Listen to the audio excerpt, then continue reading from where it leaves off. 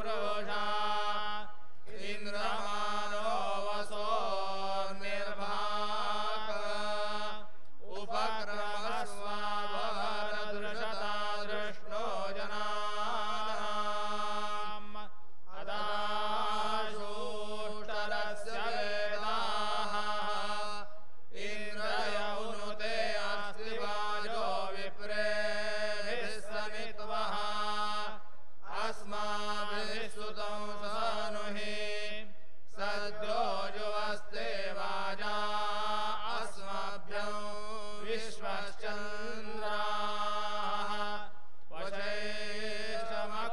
वशैश्चमक्षूजारन्ते विष्णोर्नुकं वीर्याणि प्रवोचय्यः पार्थिवानि विममेर्जांसि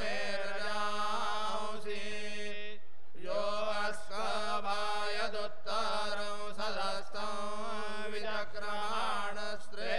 विचक्रमाणस्त्रेधोरुगायः प्रतद्विष्णुस्तवते वीर्येण मृगो न भीमः कूचरो गिरिष्ठाः यस्योर्षत्रिषु विक्रमणेष्वधिक्षियन्ति भुवनानि विश्वा प्रविष्णावेषु शमेतु मन्वागिरीक्षिता उरुगाय वृष्णे य इदं दीर्घं प्रयातं सदस्थमेको विममे त्रिभिरेत्पदेभिः यस्य त्रिपूर्णामधुना पदान्यक्षीयमाणा स्वधया मदन्ते य उत्त्रिधातो पृथिवीमुदद्यामेको दाधारभुवनानि विश्वा तदस्य प्रियमभिपाथो अस्यान्नरो यत्र देवयवो मदन्ते उरुक्रमस्य सहि बन्धोरित्था विष्णो पदे परमे मद्भुत्साहः तावास्तोऽन्यश्मसि गमध्य यत्र गावो भूरि शृङ्ग अयासाः अत्र हतदूरुगायस्य वृष्णः परमं पदमवभाति भूरि ॐ बृहस्पते प्रथमं वाजो अग्रयत् प्रैरतनामधेयं दधानाः यदेषां श्रेष्ठं यदारिप्रमासीत् प्रेणादेशां निहितं गुहाभिः सक्तोमिवतिता उनापुनन्दो यत्र धीरा मनसा वाचमकृता अत्र सखाय सख्यानि जानते भद्रेषां लक्ष्मीर्निहिता देवाचे यज्ञेन वाचः पदवीयमायन्तामन्वविन्दन्दुषेषु प्रविष्टा तामावृत्या व्याददुः पुरुत्रातां सप्तरेभ अभिसन्नवन्त उदत्वः पश्यन्न ददर्शवाचामुदत्वः शृण्वन्न शृणोत्येनाम् उतोत्वस्मै तन्वा विसस्रे जायेव पत्य उशती सुवासाः उतत्वं सख्ये स्थिरपेतमाहुर्नैनं हिन्वन्त्यपि वाजिनेषु अधेन वाचरति माययै च वाचं शुश्रुवा फलामा पुष्पाम् यस्त्रित्याजा सचिविदं सखायन्न तस्य वाच्यपि भागो अस्ति यदीं शृणोत्यलकं शृणोति न हि प्रवेद सुकृतस्य पन्थाम् अक्षणवन्तः कर्णवन्तः सखायो मनोजवे श्वसमा बभूव राक्षस उद्वे हृदये वस्नात्वा उद्वे ददर्शे हृदादष्टेषु मनसो जवेषु यद्ब्राह्मणा संयजन्ते सखायः अत्राह त्वं निजाहुर्वेद्याभिरोह ब्रह्माणो विचारन्तु द्वे इमे एनार्वाङ् न परश्चरन्ति न ब्राह्मणा सो न सुते करासः तयेते वाचामभिपद्य पापया श्रीस्तन्त्रन्वते अप्रयज्ञयः सर्वे नन्दन्ति यशसा गदेन सभासायेन सख्या सखायः किल्विषस्मृत्पितुषनिर्हे शामरं हितो भवति वादीनाय रुचान्त्वः पोषमास्ते पुपुष्वान्गा यत्रन्तो गायति शक्वरीशो ब्रह्मा त्वो वदति जातविद्या यज्ञस्य मात्रा विमिमीत उद्वः अहं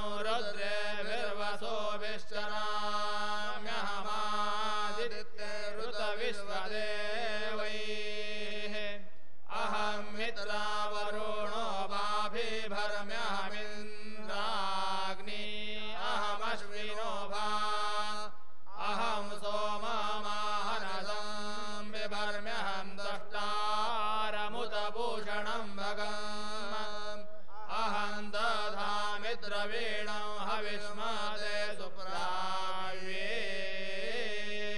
यजमानाय सुन्वते अहं राष्ट्रे सङ्गमनिवसोनादिकिदुषे प्रथमा यज्ञानां तामा देवा व्यददुः पुरुत्रा भूरिस्तात्रां भूर्या वेशयन्ते मया सो अन्नमत्तियो विपश्यति यः प्राणीति शृणोत्युक्तम् आमन्तवो मान्तौ पक्षयन्ति श्रुतिश्रुतश्रद्धिवन्ते वदामि अहमेव स्वयमिदं वदामि जुष्टं देवेभिरुतमानुषेभिः यं कामयेतं तमुग्रं कृणोमृतं ब्रह्मणन्तं ऋषिन्तं सुमेधां हरिः ॐ। रघुपति राघव राजा राम पतित पावन सीताराम।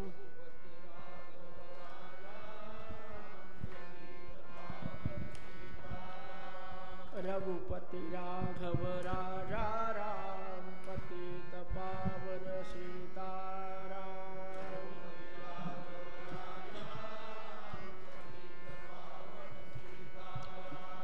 रघुपति राघव राजा राम पतित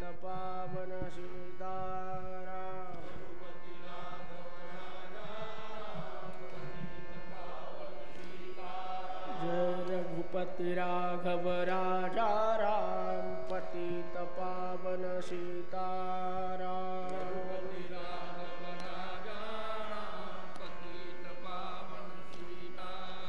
जय रघुपति राघव राजा राम पतित पावन सीताराम।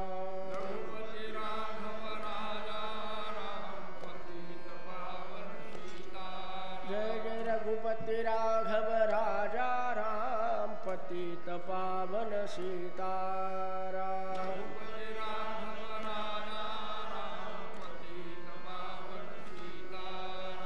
रघुपति राघव राजा राम पतित पावन सीताराम।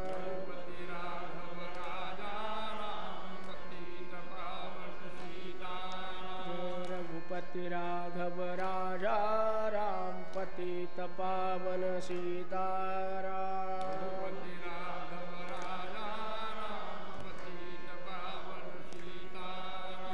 रघुपति राघव राजा राम पतित पावन सीताराम।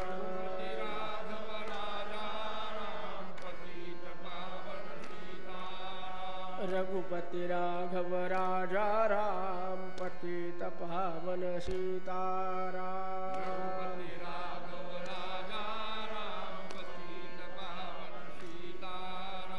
रघुपति राघव राजा राम पतित पावन सीताराम।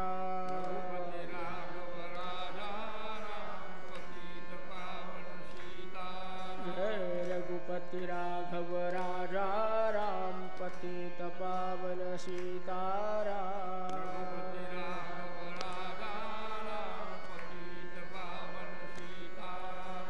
रघुपति राघव राजा राम पतित पावन सीताराम।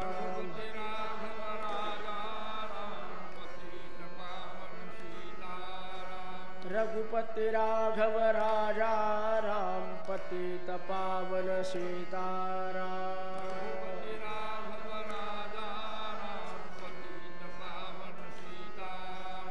रघुपति राघव राजा राम पतित पावन सीताराम।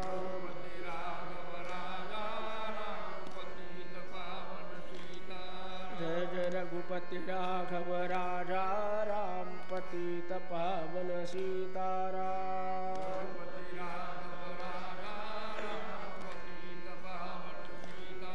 जय रघुपति राघव राजा राम पतित पावन सीताराम।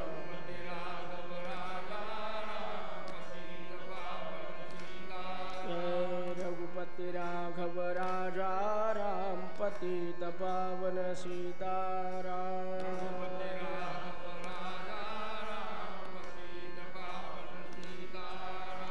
रघुपति राघव राजा राम पतित पावन सीताराम।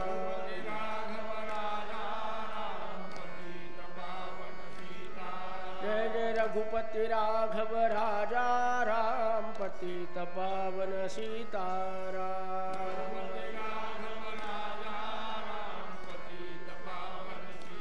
जय रघुपति राघव राजा राम पतित पावन सीताराम।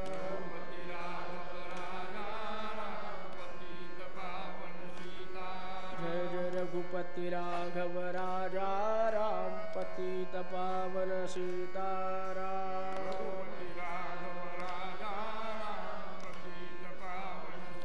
जय जय रघुपति राघव राजा राम पतित पावन सीताराम।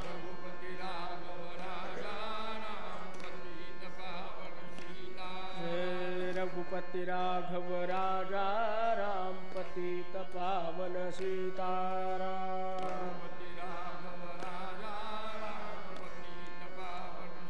जय जय रघुपति राघव राजा राम पतित पावन सीताराम।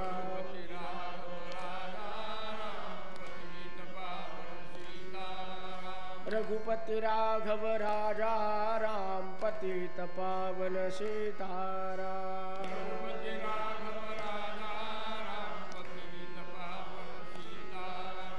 रघुपति राघव राजा राम पतित पावन सीताराम।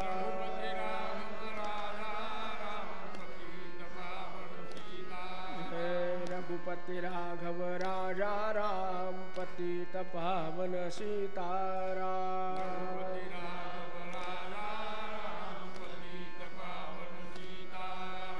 रघुपति राघव राजा राम पतित पावन सीताराम।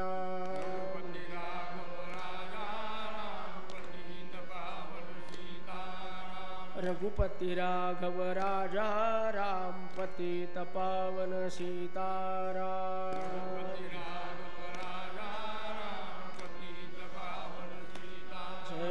रघुपति राघव राजा राम पतित पावन सीताराम।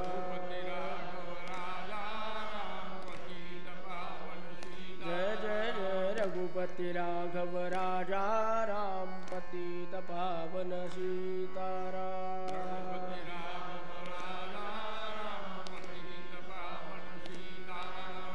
रघुपति राघव राजा राम पतित पावन सीताराम।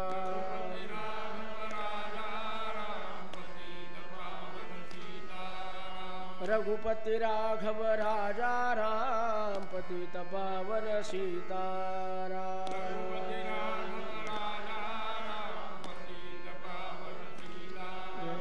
रघुपति राघव राजा राम पतित पावन सीताराम।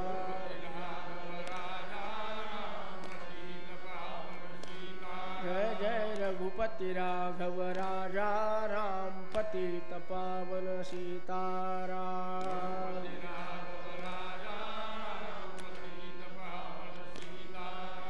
रघुपति राघव राजा राम पतित पावन सीताराम।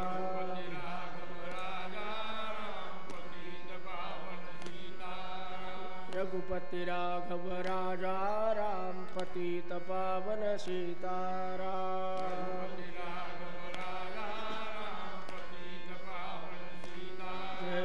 रघुपति राघव राजा राम पतित पावन सीताराम।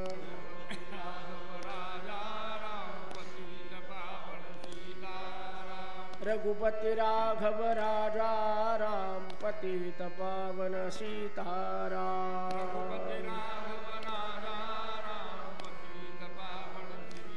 जय जय रघुपति राघव राजा राम पतित पावन सीताराम। रघुपति राघव राजा राम पतित पावन सीताराम। रघुपति राघव राजा राम पतित पावन सीताराम।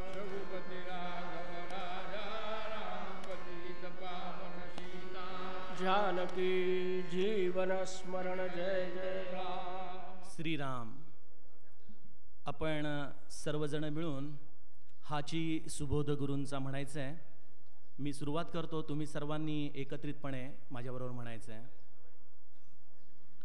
श्रीराम समर्थ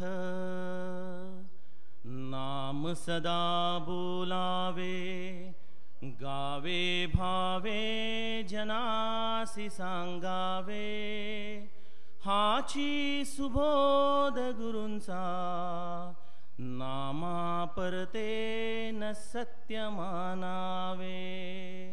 नामात रंगुनिया व्यवहारी सर्व भोग सेवावे, हाची सुबोध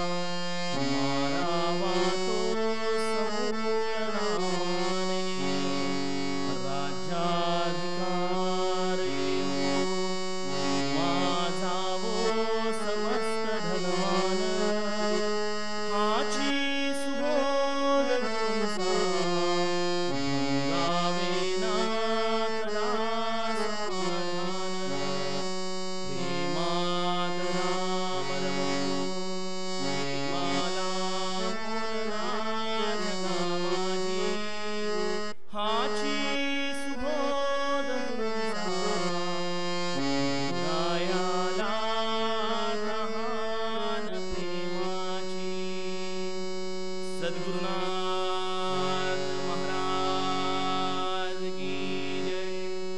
जय जय रघुवीर समर्थ।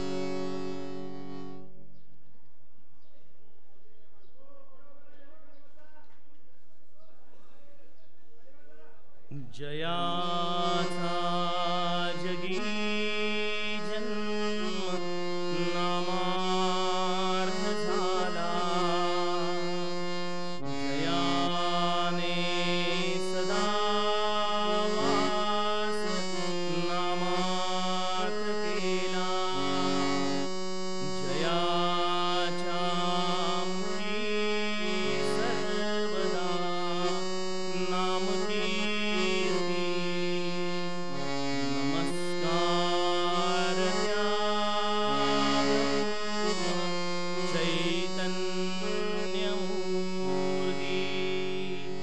सद्गुरुनाथ महाराज की जय। श्रोता वक्ता श्रीराम समर्थ। जय जय रघुवीर समर्थ।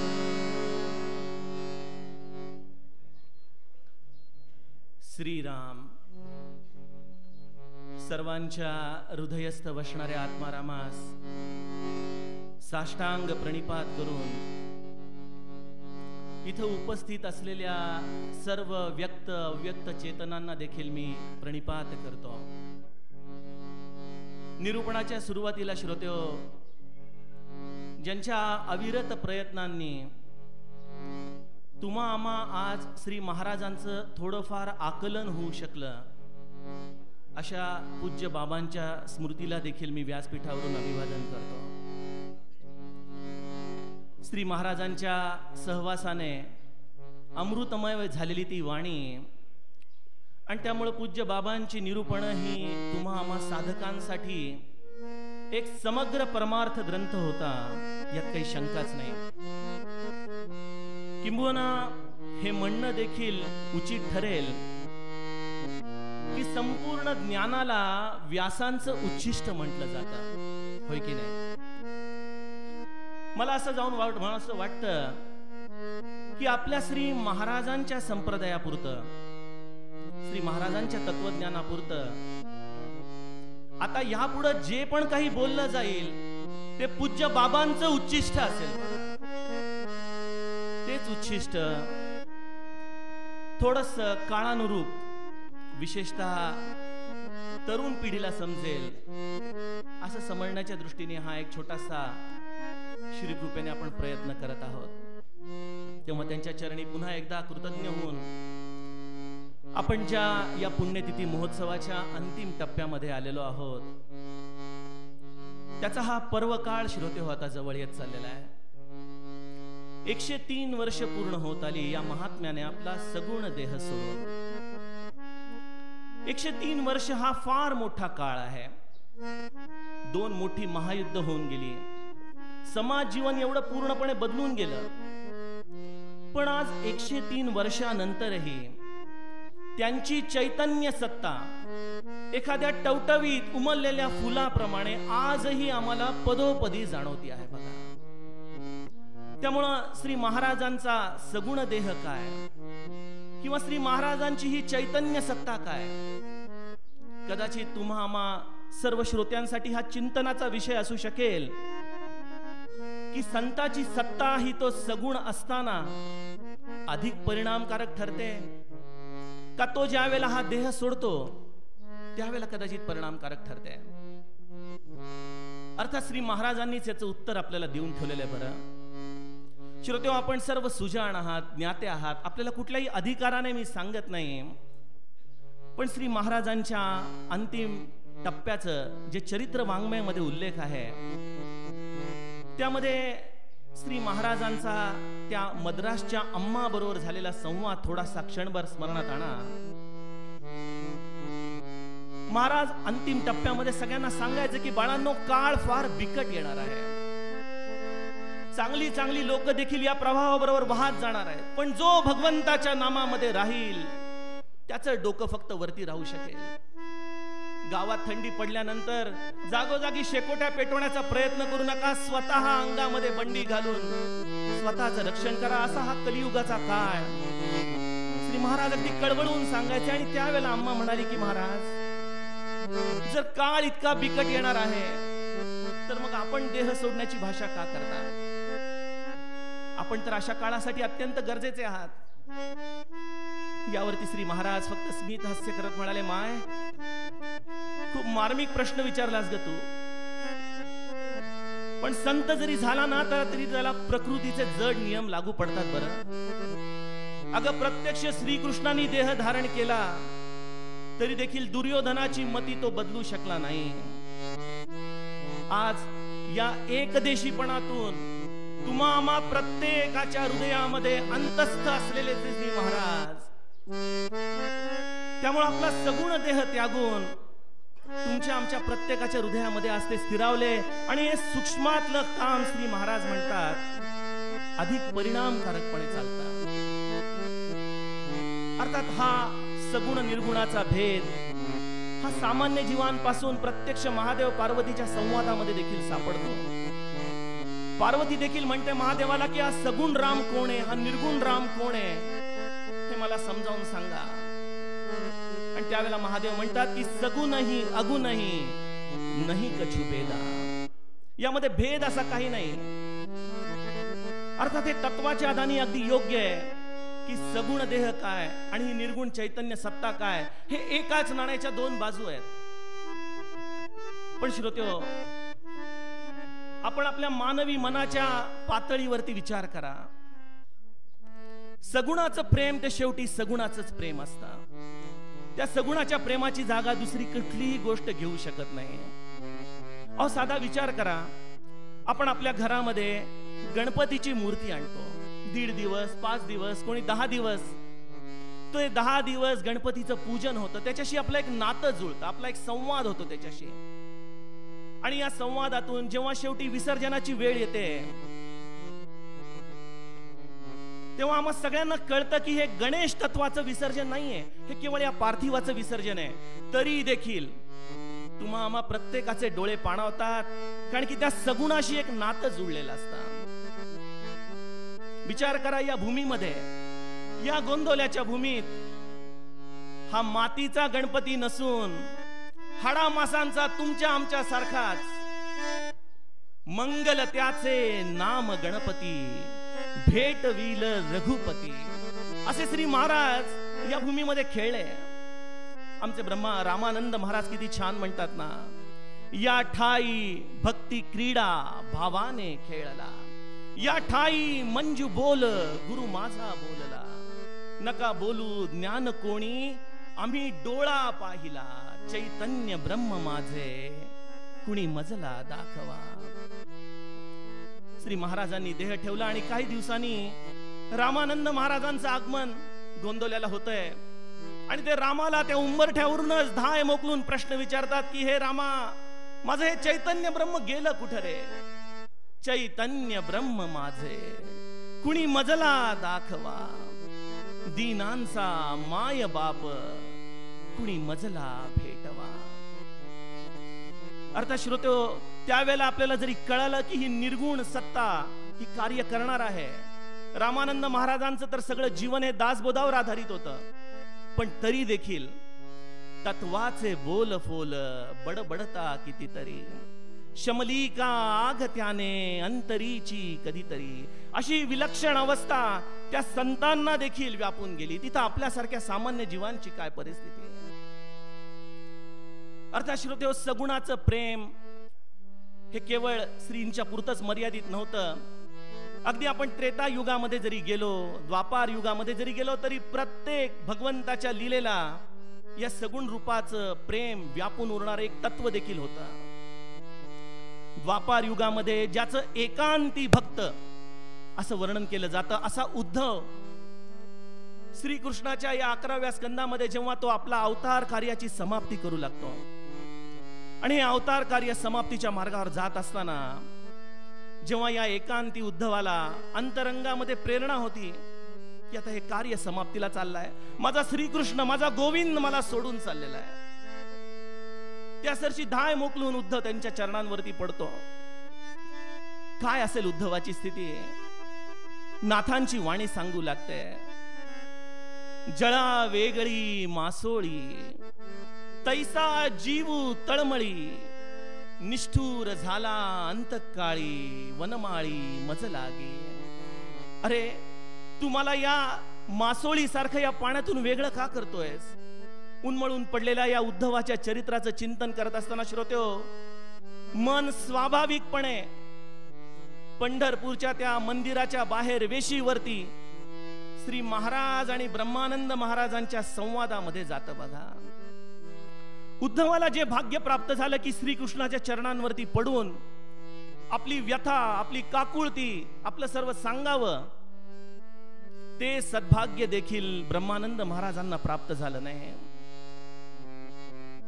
वैशाखापासून आषाढापर्यंत महाराजांचा मुक्काम 13 साली पंढरपूरला.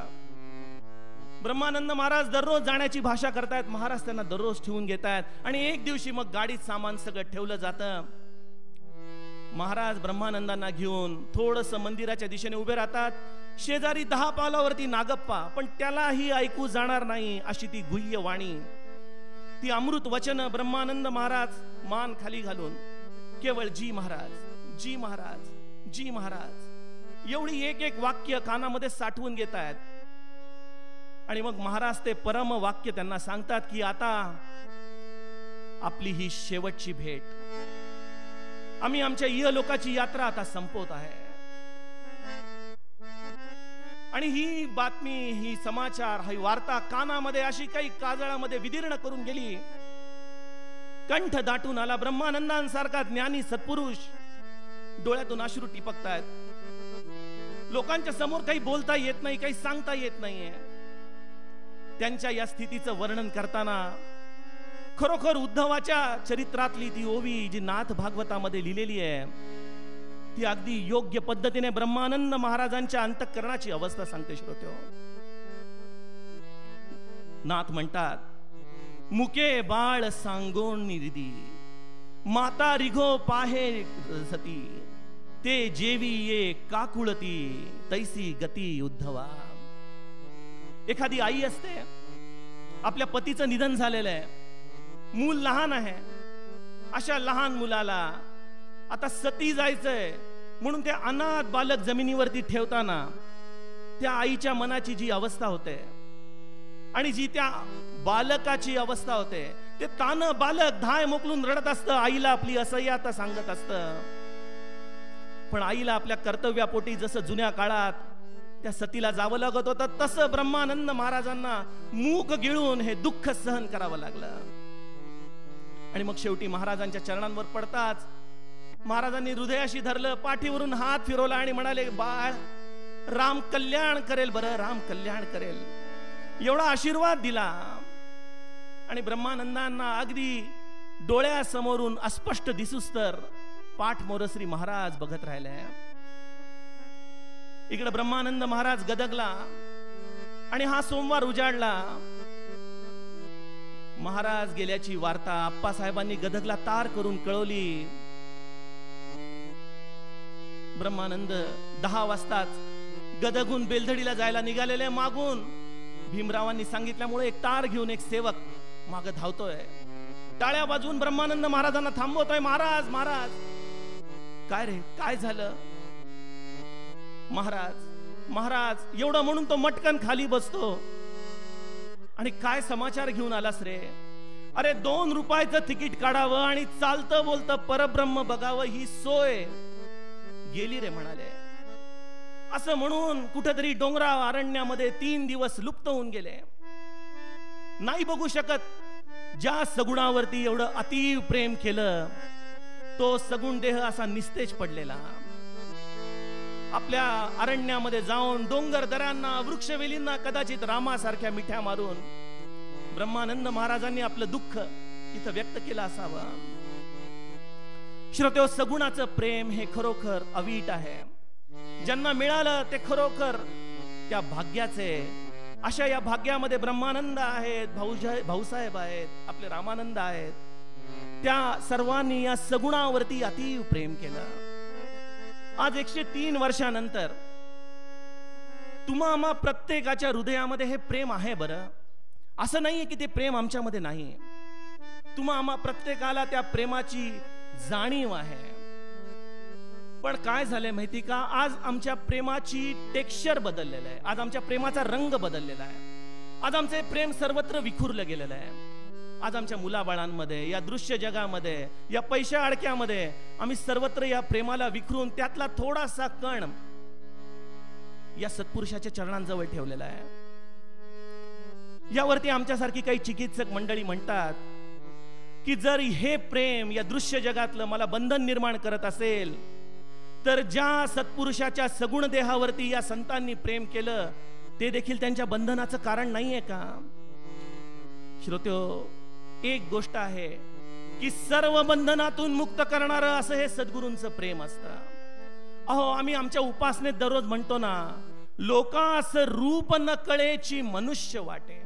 आम्हाला तर हा सामान्य मनुष्य वाटतो. अर्थात ही चूक रावणाने देखील त्रेतायुगात केली. आणि मग बिभीषण त्याला सांगत होता की तात राम नाही नरभूपाला, भुवनेश्वर का लहुकर काला, ब्रह्म अनामय अज भगवंता, व्यापक अजित अनादि अनंता. अरे रावणा, हा राम म्हणजे केवळ माणसांचा राजा नाही रे. अरे हे ब्रह्म आहे, हे प्रत्यक्ष अनंत असं तत्व समोर आलेलं आहे. आम्हाला ते माणूस दिसले, पण ब्रह्मानंद महाराजांसारख्या जवाहरीने त्यांना ओळखलं आणि ते म्हणाले, श्री महाराज म्हणजे माणूस नाही, ते प्रत्यक्ष राम आहेत, राम. अशा या रामावरती ज्यांनी आपला जीव ओवाळून टाकला, समर्पण केलं, त्याला या जगातलं कुठलंही बंधन बांधू शकत नाही, त्याला कुठलीही आसक्ती धरून ठेवू शकत नाही. प्रमाण काय आहे? कुठल्या आधारावर आपण म्हणू शकतो की सत्पुरुषाचं प्रेम हे मोक्षाचे दरवाजे उघडून देईल? कशा अर्थाने मोक्ष उघडेल? प्रमाण माझी समर्थ माऊली देते.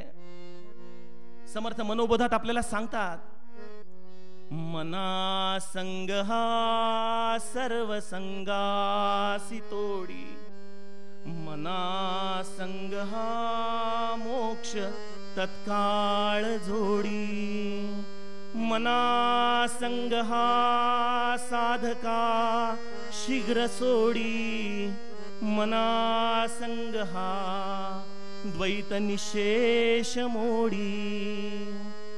सर्व संग परित्याग करणारा, सर्व संगातून सोडवणारा, सर्व बंधनातून सोडवणारा असा हा संघ म्हणजे या चालत्या बोलत्या परब्रह्माचा, या सत्पुरुषाचा आहे. आणि त्याचं चालतं बोलतं उदाहरण डोंगरे महाराज सांगायचे.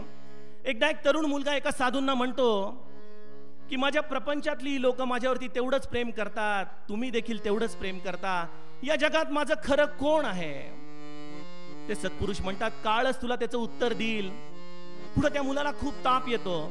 ताप काही केल्या उतरत नाही. अनेक वैद्य डॉक्टर सगळे दाखवून होतात, पण त्याचं काही केल्या ताप उतरायला तयार होत नाही. शेवटी एका मांत्रिकाला बोलवून त्याच्यावरतून पाणी उतरवलं जातं. तो मांत्रिक म्हणतो की आता हे पाणी जे मी उतरवलंय ते जो पिल त्याला याचा ताप येईल, आणि त्याचं जे काही बरं वट होईल त्याच्यासाठी माझ्याकडे उत्तर नाही. बरं, आई म्हणते लेकराचं पाणी मी पिऊ शकते हो, पण माझा जीव यांच्यामध्ये गुंतलाय ना, यांना म्हातारपणी कोण सांभाळणार? ती पित नाही. बाप म्हणतो अहो आता वार्धक्याचे दिवस आहेत, हिला मला सांभाळलं पाहिजे, नाहीतर मी पिलो असतो. ते पित नाहीत. बायको म्हणते अहो मी तर अजूनही तरुण आहे, हे 2 लहान मुलं आहेत, यांना सांभाळायचंय, त्यामुळे ती पित नाही. आणि त्यावेळेला तो सत्पुरुष तिथं येतो आणि आमच्यासारखी प्रापंचिक त्यांना म्हणतात की अहो हे पाणी आपण पिता का? आपल्या मागे तर काही पाश नाही ना. आणि त्या म्हणतो अरे त्यात काय आहे? असं म्हणून तो सत्पुरुष त्याच्या समोर ते पाणी प्राशन करतो. आणि तेव्हा त्याला लक्षात येतं की मना संग हा सर्व संगासी तोडी. अर्थात श्रोते, ही काल्पनिक गोष्ट नाही. श्री महाराजांनी काशीबाईचा ताप घेतला, अनेक लोकांची दुखणी अंगावर घेतली. जिजीबाईचा भवताप काढण्यासाठी त्यांनी तिखटाचे लाडू देखील खाल्ले ना. त्यामुळे सत्पुरुष जो आज आमच्यावरती एवढं निस्वार्थी प्रेम करतो, त्याला आम्ही प्रेमाची उतराई नाही होऊ शकत? तो माझ्या जीवनाचा सर्वस्व आहे असं मला का बरं वाटू शकत नाही? अशा या सत्पुरुषाचा संग करणं म्हणजे खऱ्या अर्थाने पुण्यतिथी महोत्सव करणं आहे.